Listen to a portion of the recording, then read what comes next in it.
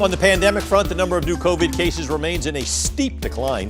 The 7-day average nationwide now just over 175,000, down nearly 80% since the Omicron peak in January. Cases among children are also down nearly 53% from last week, according to the American Academy of Pediatrics. Here in Central Georgia, the State Department of Public Health says vaccination rates for children are still well below the state average. They say just over 7% of children between 5 and 11 have been fully vaccinated in Bibb County, and in Houston County just over 8%. TJ Anthony talked to a pediatrician who says the vaccine could help and to a parent who still has some concerns. The FDA has still not approved a COVID vaccine for children under the age of 5.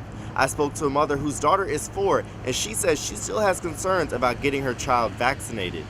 I don't feel like they age should have vaccine, probably like older, like 13 or older. Krishana Mitchell says she's happy the FDA has not approved the vaccine for kids under the age of 5.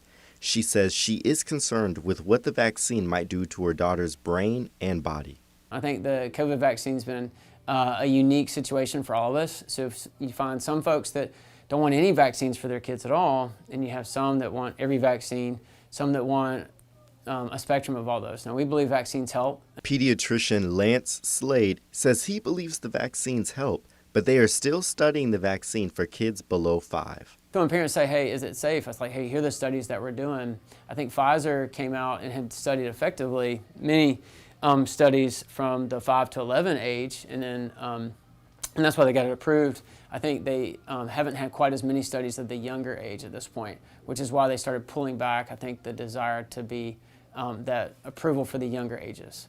Now, the doctor also says the best place to get the latest information about the COVID vaccines is through the CDC or the FDA website. This is TJ Anthony, 13 WMAZ News. Dr. Slade says if your child does contract COVID-19, you should treat them with multivitamins, vitamin C and D, and zinc. Taking a closer look at the vaccine rates for children statewide. Now, we want to give you a correction to some reporting from the previous hour.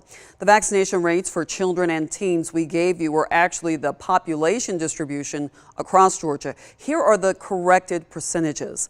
18.6% of children ages 5 to 9 have received at least one dose of a COVID-19 vaccine. Just under 40% of children ages 10 to 14 have received one dose, and teens and young adults between the ages of 15 to 19 are at 53.7% vaccination rate statewide.